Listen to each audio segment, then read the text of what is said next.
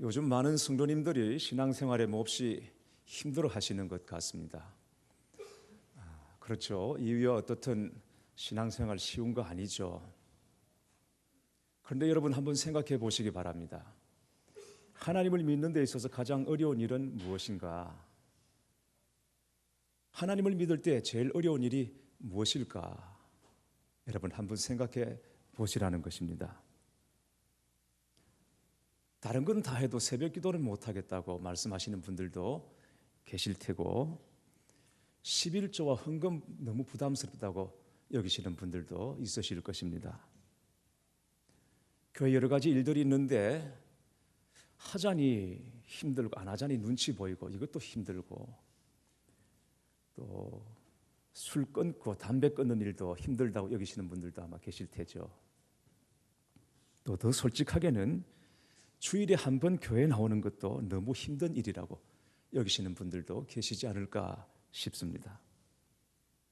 그러나 사실 하나님을 믿는 것에 있어서 가장 어려운 것은 바로 하나님을 믿는 것입니다. 하나님을 믿되 온전히 믿는 것, 그것은 정말 어렵고도 힘든 일일 수 있습니다. 교회 생활이나 종교 생활은 어떻게 눈치껏 할 수 있을지 몰라도 온전한 신앙생활은 요령이나 눈치로 되는 것이 아니기 때문입니다. 왜 그렇습니까? 믿음이라는 것이 마음만 먹으면 언제든지 내 속에서 일어나는 것이 아니기 때문이고, 그리고 믿는다는 것을 말만 해서 능력이 나타나는 것도 아니기 때문이죠. 그리고 한번 헌신하고 결단했다고 해서 믿음이 자동적으로 보장되거나 지속되는 것도 아니기 때문입니다. 그래서 하나님을 믿되 온전히 믿는다고 하는 것은 하나님을 믿는 사람에게 있어서 가장 어렵고 힘든 일일 수 있다라고 말씀드리는 것입니다. 오늘 본문은 여호수아서의 마지막 부분입니다. 이스라엘이 다시금 하나님 앞에서 자신들의 믿음을 약속하는 장면과 여호수아의 죽음을 기록하고 있습니다.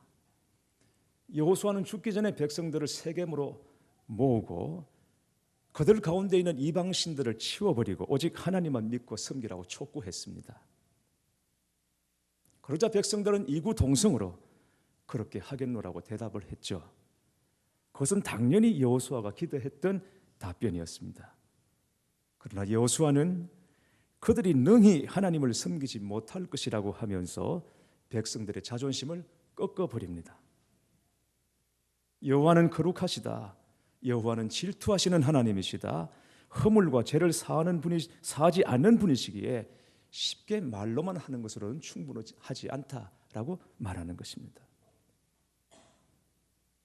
말로만 하나님을 섬기겠다고, 말로만 우상을 치워버리겠다고 말하는 거, 그건 아니다. 그것으로 충분하지 않다라고 말했을 때, 여호수아가 그렇게 말했을 때 백성들의 반응은 어떤 것이었을까요? 제 생각에 예수님께서 부활하신 다음에 갈릴리 바다로 베드로를 만나러 가시죠. 그리고는 베드로에게 요한의 아들 시몬아, 네가 나를 사랑하느냐? 라는 같은 질문을 3번 연속해서 던지셨을 그때에 베드로는 근심하여 내가 주를 사랑하는 줄 아시나이다라고 대답했습니다. 처음에는 네가 나를 사랑하느냐라고 물으시니까 당연히 그런 줄 알고 네, 제가 주님을 사랑합니다 라고 대답했는데, 예수님께서 같은 질문을 거푸 3번이나 하시니까 베드로가 근심하기 시작해서 나중에는 근심 어린 얼굴로 제가 주를 사랑하는 줄 주께서 아시나이다라고 말했던 것이죠. 너희가 우상을 섬길래 하나님을 섬길래 그렇게 물었을 때 당연히 우리는 하나님을 섬기겠습니다라고 말하지, 누가 우리는 우상을 섬길게요 라고 말하겠습니까?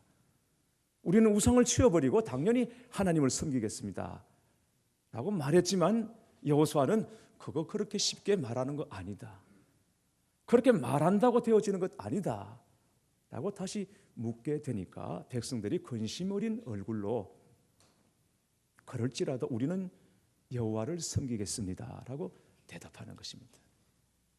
그러자 여호수아는 기다렸다는 듯이 이방 신들을 치워버리라고 다시 한번 촉구하고는 백성들에게 율례와 법도를 가르치고 그 말씀을 율법책에 기록한 후에 큰 돌을 취해서 성소 곁에 세우고 그 돌로 언약의 증표가 되게 했습니다.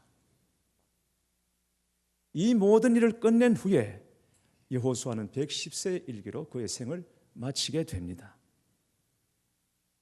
여기까지 보면 여호수아의 마지막은 분위기가 괜찮습니다. 여호수아 24장은 전체적으로 새로움과 결단과 희망을 담고 있으니까. 그러나 마지막에 살짝 언급하고 있는 한 구절이 이스라엘의 어두운 미래를 암시하고 있습니다. 31절 말씀을 보시겠습니다. 31절에 이스라엘이 여호수아가 사는 날 동안과 여호수아 뒤에 생존한 장로들 곧 여호와께서 이스라엘을 위하여 행하신 모든 일을 아는 자들이 사는 날 동안 여호와를 섬겼더라. 여러분, 무슨 얘기인지 아시겠습니까? 이스라엘 백성은 이방 신들을 지워버리고 오직 하나님만 섬기겠다고 결단했습니다. 그것은 헛된 맹세가 아니었습니다. 그게 진실이었음을 증명하기 위해 돌을 세워 언약의 증표로 삼았습니다. 그리고 그들은 언약한 대로 그렇게 살았습니다. 하나님만 바라보고 살았습니다. 언제까지? 여호수아가 사는 날 동안. 여호수아와 함께했던 백성의 지도자 장로들이 살아있는 날 동안 그들은 언약대로 살았습니다. 하나님께서 가나안 땅으로 들어오기까지 어떻게 그들 가운데 역사하셨는지를 알고 있는 사람들, 가나안 1세대들이 살아있는 동안 그들이 언약한 대로 살았습니다. 그럼 그 뒤에는 어떻게 되었다는 것입니까? 그 뒤에 이스라엘은 어떻게 되는 것입니까? 그때의 왕이 없어 사람이 각기 자기의 소견에 옳은 대로 행하였더라는 사사시대의 대답이 이후 이스라엘의 실상을 말해주고 있습니다. 한마디로 은혜는 사라지고 추억만 남게 되었다는 말입니다. 그렇다면 이스라엘이 이처럼 무너져버린 까닭이 무엇일까요? 그들이 세운 언약을 스스로 저버리고 이렇게 무너져버린 까닭이 무엇인가 말입니다. 그것은 바로 안일함이었습니다. 여호수아와 가나안 1세대들은 싸워야 했습니다. 가나안 원주민들과 더불어서 싸워야 했습니다. 그것은 영토를 확장하기 위한 것도 아니었고 전리품을 취하기 위한 것도 아니었습니다.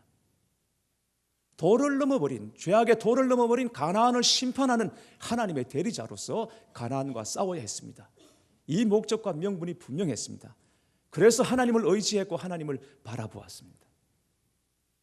그러나 전쟁이 끝이 났습니다. 그 이후의 세대들은 자신들이 심판했던 그 가나안 땅의 문화에 눈뜨기 시작했고 그 문화에 호기심을 갖기 시작했습니다. 그런 차에 아직 쫓아내지 못한 거민들을 상대로 다시 싸운다고 하는 것은 엄두가 나지 않았고 또 그러고 싶지도 않았습니다. 하나님은 그들을 쫓아내라 분명히 말씀하셨지만 그들을 쫓아내지 않고도 얼마든지 함께 살 수 있다라고 생각한 것이죠. 그러면서 그들이 가지고 있는 문화, 이미 하나님으로부터 심판받았던 그 문화에 대해서 호기심을 가지기 시작했고 곁눈질하기 시작하더라는 것이죠. 그래도 하나님을 섬겨야 하니까 돌비를 세워놓고 거기에 안주해 버렸습니다. 한 번의 결단과 다짐으로 믿음이 보장되고 지속되지 않는다는 것을 몰랐던 것입니다. 여러분 그렇지 않습니까? 한 번 은혜 받았다고 평생 갑니까? 한 번 하나님 앞에서 울었다고 그 눈물 가지고 평생 살 수 있는 것은 아니지 않습니까? 그러기에는 사람은 너무 연약하고 시시각각 다가오는 미혹과 유혹은 너무 크기 때문입니다. 이스라엘 백성이 싸움의 의미와 이유를 잃어버리고 나니까 영적으로 비대해지고 영적으로 둔해져 버렸습니다. 더 이상 힘을 쓸 수가 없게 된 것입니다. 옛날 로마에서 그리스도인들이 박해받던 시대에 로마 황제는 그리스도인들이 자꾸 늘어나는 것에 위협을 느꼈습니다. 그래서 신하들을 불러놓고 그리스도인들을 없앨 방법을 논의했습니다. 로마의 법률을 강화해서 그리스도인들은 무조건 죽이는 법을 만들자고 제안했습니다. 그랬더니 한 신하가 반대했습니다. 믿는 자들을 죽여 순교자로 만들어 놓으면 그리스도인들이 더욱 순교자를 추앙하기 때문에 역효과가 날 것이라고 말했습니다. 그러면 잔인하게 고문을 가하면 그리스도인들은 심한 고문을 받으면 예수의 십자가 고난에 동참한다고 좋아한다는 것입니다. 또 고난을 받으면 받을수록 하늘의 상급이 더 많아진다고 기뻐하면서 오히려 그 고문의 흔적, 고난의 흔적을 자랑하며 살 것이라고 했습니다. 그렇다면 방법은 없단 말인가? 이 늘어나는 그리스도인들을 어떻게 할 방법이 정말 없다는 말인가? 이때 한쪽 구석에서 얘기를 듣고 있던 신하가 조용히 의견을 내놓았습니다.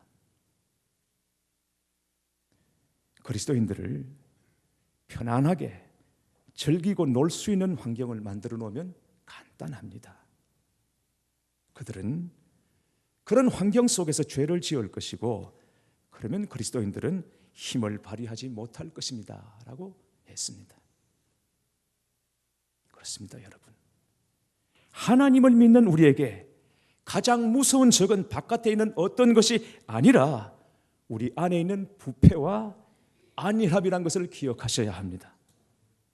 그러므로 하나님이 기뻐하시는 삶으로 살기 원하신다면 항상 우리 자신의 내면과 현재 우리의 영적인 위치를 살필 수 있어야 합니다. 국제예수전도단 총재이신 로렌 커닝햄 목사님이 한국에 관련된 예언을 거듭해서 내놓고 있습니다. 남북 통일과 관련하여 하나님의 긴박한 부르심이 있어서 요 근래 계속 한국을 방문해서 한국교회가 기도로 준비할 것을 강조하고 있습니다. 지난주에는 아랍에미리트 두바이에서 미션 페스티벌이 열렸는데 이 집회에서 로렌 커닝햄 목사님이 앞으로 7년간 선교 역사상 가장 중요한 해가 될 것이고 그 중심에 한국 사람이 서 있을 것이라고 예언했습니다. 그러나 또 한편 한국 교회를 위해서 기도하는 많은 사람들이 하나같이 하는 말이 지금 한국 교회가 잠들어 있고 안일함에 빠져 있다라고 말하고 있다는 것입니다. 한국 교회가 잠들어 있다. 한국 교회가 안일함에 빠져 있다. 어느 교회를 말하는 것입니까? 한국 교회라고 말하니까 어느 교회를 말하는지 전혀 실감이 안 날 수도 있겠지요. 복잡하게 생각할 것 없이 지금 내 모습이 어떤지를 점검해 보시면 됩니다. 나라가 지금 같은 상황이라면 불과 얼마 전까지만 해도 전국의 기도원과 산에서 나라를 위한 구국 기도의 소리가 울려 퍼졌을 것입니다. 그러나 지금 이 땅에 나라를 위하여 소리내어 기도할 사람이 얼마나 되겠으며 그런 교회가 얼마나 있을까요? 정말 하나님께서 걱정하지 마라. 그래도 내가 바알에게 무릎 꿇지 않은 7,000명을 숨겨두었다라고 하시는 말씀을 들을 수 있었으면 좋겠습니다.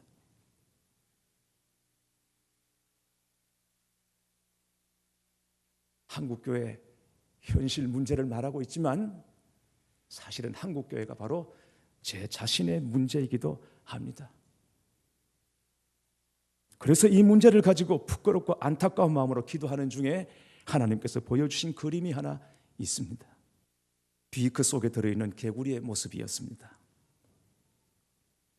실험용 비크 속에 들어있는 개구리의 모습을 여러분 상상해 보십시오. 밑에는 알코올 램프에 불이 붙었습니다.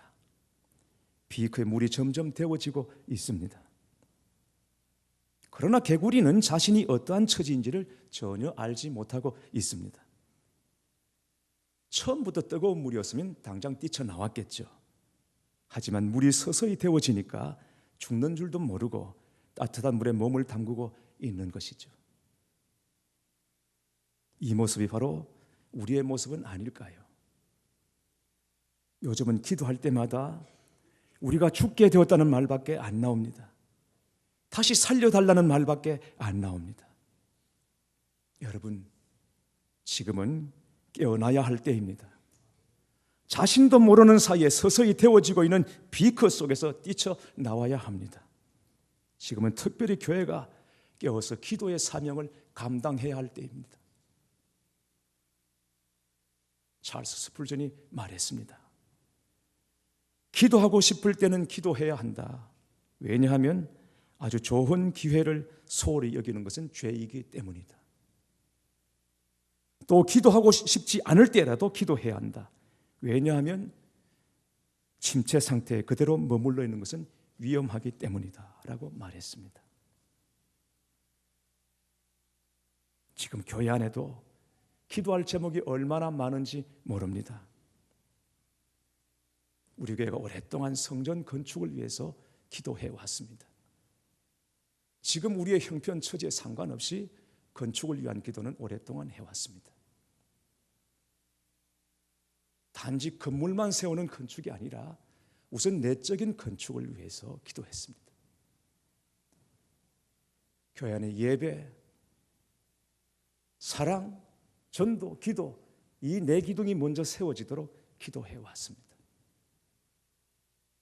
성도 한 사람 한 사람 안에 예배가 살아나고 기도가 살아나고 사랑이 회복되고 복음 전도의 열정이 살아나는 내적 성전 건축을 위해서 우리가 기도해 왔습니다. 외적으로는 이 부산이라는 도성 안에 도피성으로 사명을 감당할 수 있는 그런 센터를 세워주시도록, 도시는 필연적으로 죄로부터 태동해서 죄를 먹고 자라고 그 죄를 방어하며 살아갈 수밖에 없는 현실적인 문제를 안고 있습니다.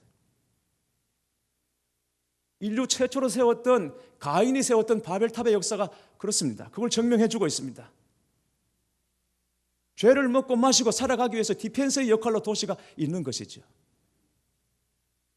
그래서 도시에 교회를 하나님께서 두신 것입니다. 산속의 깊은 곳에 교회를 두신 것이 아니라 이 도시 안에 죄에 찌들어 죄에 죽어가는 영혼들을 살리고 회복시키는 기능으로서 하나님께서 교회를 두신 것이죠.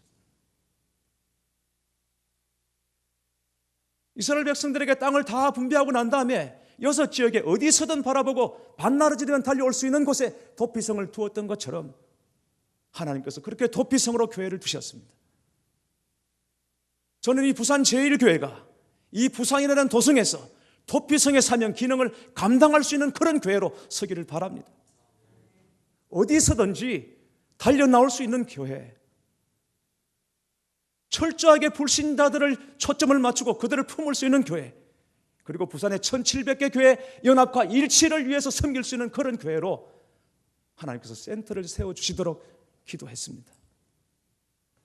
작년에는 우리 아무 말 하지 말고 이 문제만 가지고 기도만 해보자, 그렇게 말씀드렸죠. 그렇게 한 해가 지나가고 금년이 시작되자마자 이상한 곳에서 건축이 일어나고 있습니다. 교회 앞 바로 SGI가 신축 공사를 하고 있습니다. 사랑하는 교회 여러분, 여러분은 이걸 어떻게 보십니까? 이 일을 보면서 여러분은 어떻게 기도하고 계십니까? 그동안 우리가 기도해왔던 것과 이 일을 어떻게 연결시켜 보고 계시는 것입니까? 구약성경 학궤 1장 4절에 이 성전이 황폐하였거늘 너희가 이때에 판벽한 집에 거하는 것이 옳으냐라고 말씀합니다. 이스라엘 백성의 이기심과 무관심을 책망하는 말씀입니다. 판벽한 집이란 화려하게 치장한 집을 말하는 것입니다. 성전은 회파되고 황폐하게 되었는데 백성들은 자기 집 꾸미느라고 정신이 없었습니다. 그들이 처음부터 그랬던 것 아닙니다. 바벨론 포로에서 돌아온 유대인들은 성전 재건 공사에 먼저 매달렸습니다. 그러나 성전 재건이 대적들의 방해로 중단되고 난 다음에 그들은 쉽게 포기해버리고 현실적인 필요에 눈을 돌리고 말았던 것입니다. 어려움을 핑계 삼아 우선순위를 바꾸어 버린 것입니다. 성전에는 무관심한 채 자신들의 집을 짓고 아름답게 꾸미는 일에 더욱더 관심을 쏟았습니다. 그럴수록 성전은 더욱더 회파되고 황폐하게 되었습니다. 이 성전이 황폐하였거늘 너희가 이때에 판벽한 집에 거하는 것이 옳으냐? 학개는 이제 그들에게 무엇이 삶의 진정한 가치와 우선순위가 되어야 할지를 일깨워주고 있는 것입니다. 판벽한 집이 꼭 주택이나 건물만을 의미하는 것은 아니겠죠. 사랑하는 교회 여러분, 신앙생활 어렵다고, 교회생활 재미없다고, 세상 사는 게 힘들다고, 그래서 우리의 관심이 판벽한 집으로 기울어지고 있는 것은 아니겠죠.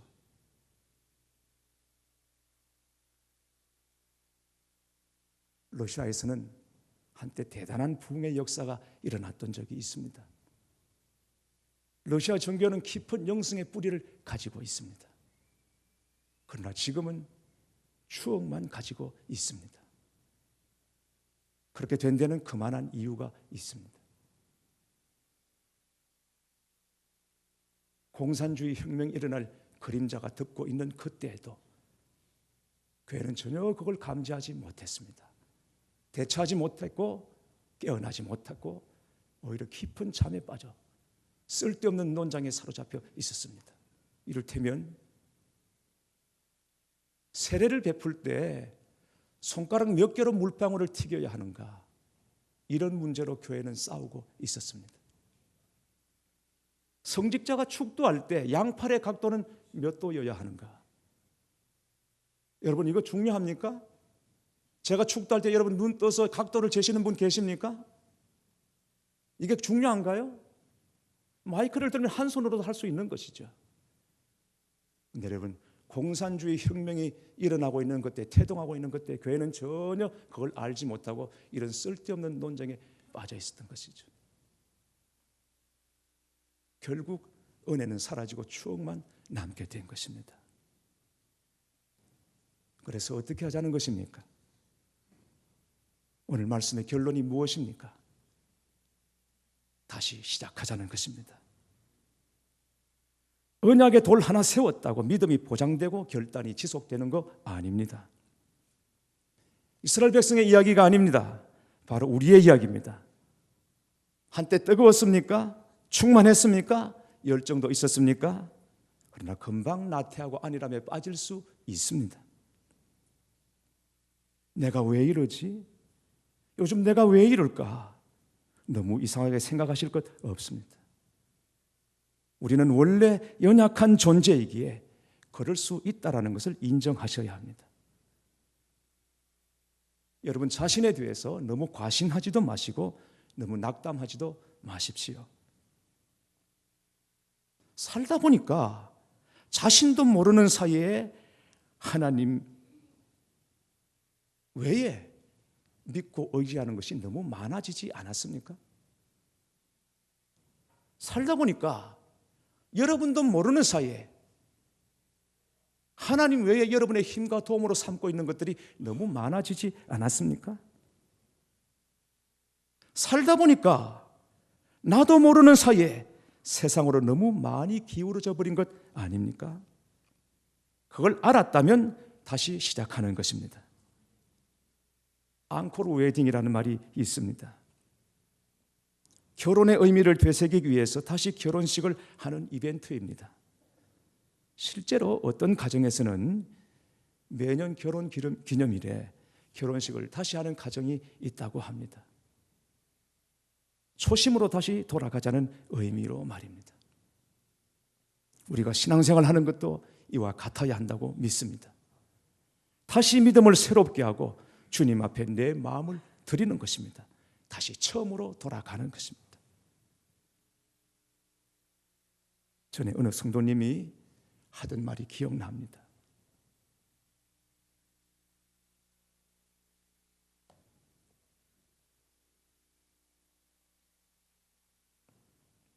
예배드리고 말씀을 들을 때는 은혜가 충만한데 예배당 문만 나오면 3분이 채 지나지도 않아서 은혜를 잃어버리고 만다라고.